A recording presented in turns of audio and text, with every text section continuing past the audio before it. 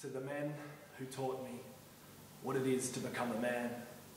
When you look now upon the life that stands before you, I pray that the movement of my limbs is enough to bring tears to your eyes.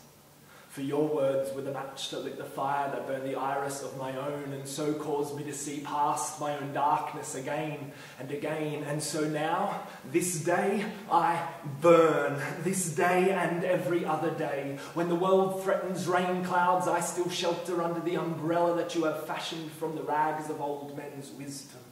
And when the world threatens islands of exile, I know that you too have already landed upon that shore, that you too have been shipwrecked before, and in the tattered storms as they beat against your chest, you found a path and you found a home.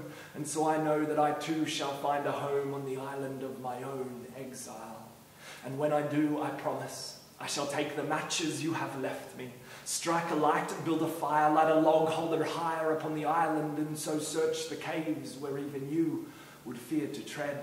And the treasures that I find there from 1,000 years of broken souls, those caves full of closets full of skeletons, through dusty doors seldom opened, you gave me a candle and a key, and you bid me come in.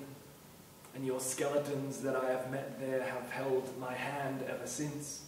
And the more I have known them, the less skeletal they have become.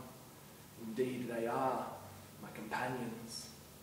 So stand proud, my broken brothers, for your scars were the steps upon which I have walked. The sound of your feet stumbling, your tripped up limbs never once discounted you, for it showed me that men don't always have to stand tall.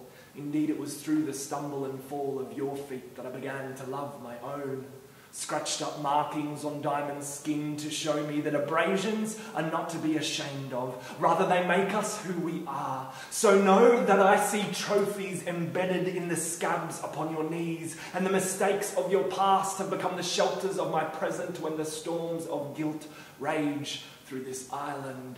So thank you for the shattered shards of sharp glass that you placed upon my tongue, to be swallowed one by one, till stained glass cathedrals glistened in my throat, so that when I spoke, the shine of angels could be seen in the gleam of the mosaic at the back of the tip of the tongue, and the rainbow light that spewed forth would remind us that this world shall never be flooded again. And yet even when I could not believe this, and so let my throat constrict in fear, and it broke again, that stained glass cathedral inside, and those shards of shattered sharp glass, they rolled around in my belly, cut its lining from my body, stretched it tight upon my insides, and you told me to beat it as a drum, and you said they would come as the music from my belly would sing out on this silent night, and the beating of the drum would call the others to come, and come they have. So thank you, for in you I saw a mountain, and in you I saw the ocean.